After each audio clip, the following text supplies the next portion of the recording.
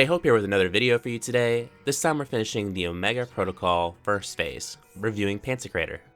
To not waste your time, I'll jump straight into it. We're using the same priority as before: tank, melee, range, healer. This is to ensure one healer on each side. It shouldn't be necessary, but it can help. Group 2 will again take north going clockwise, and Group 1 will be northwest going counterclockwise. Before we detail specifics, let's go over what happens as a whole.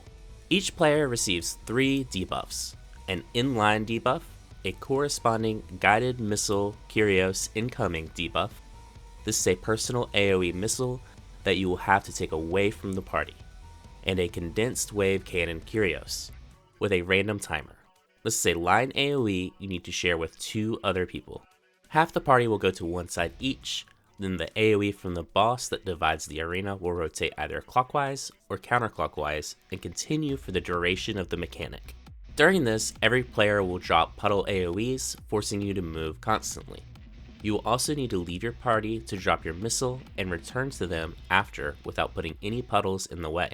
There's a bit more after all the line AoEs and personals go off, but we can touch on that when we get there. Now that we generally understand the mechanic, let's go through what you specifically need to do and when.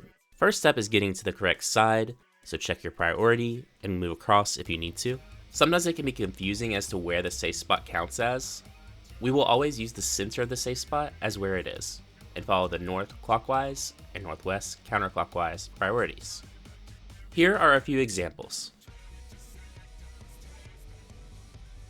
Then we move to the center of the safe spot on the hitbox of the boss. Next we check if your personal AoE is going off. This is the little missile debuff. If you're first, you can preemptively move towards the rotation. You have a bit of time, so be patient. For everyone else, you wait here for the rotating AoE to catch up to you. This will take 3 hits. From now on, there are 2 roles you can be playing. You are either with the party, stutter stepping your AoEs, or you are baiting your missile. The movement for being with the party is very simple. You just step to the edge of your baited AoEs and stay on the hitbox. For missile, the first missile will pre-position while the rest start with the party. For the one starting in the party, when your debuff is around 6 seconds, you will be hit by a line AoE. This is your cue to start your 3-step movement. First, you leave the party and go to the center of the boss. Then you move straight forward next to the newest safe spot from the cone going off. This is where you take your missile and bait a puddle.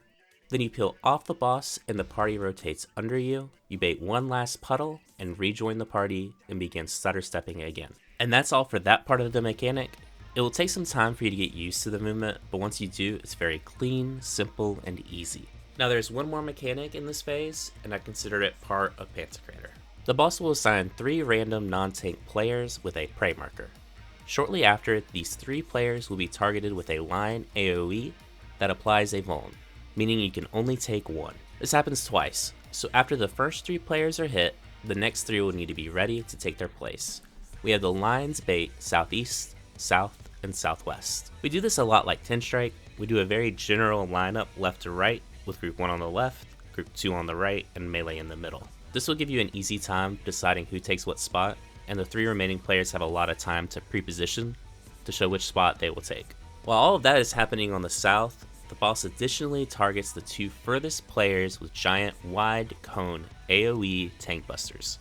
So the tanks go northeast and northwest at max melee, and make sure the rest of the party stays on the hitbox of the boss. And after this is Enrage. The fight is roughly 2 minutes and 10 seconds long, so you won't be getting a second use of those juicy 2-minute CDs everyone loves. Thanks for your time, and I hope you have a nice day.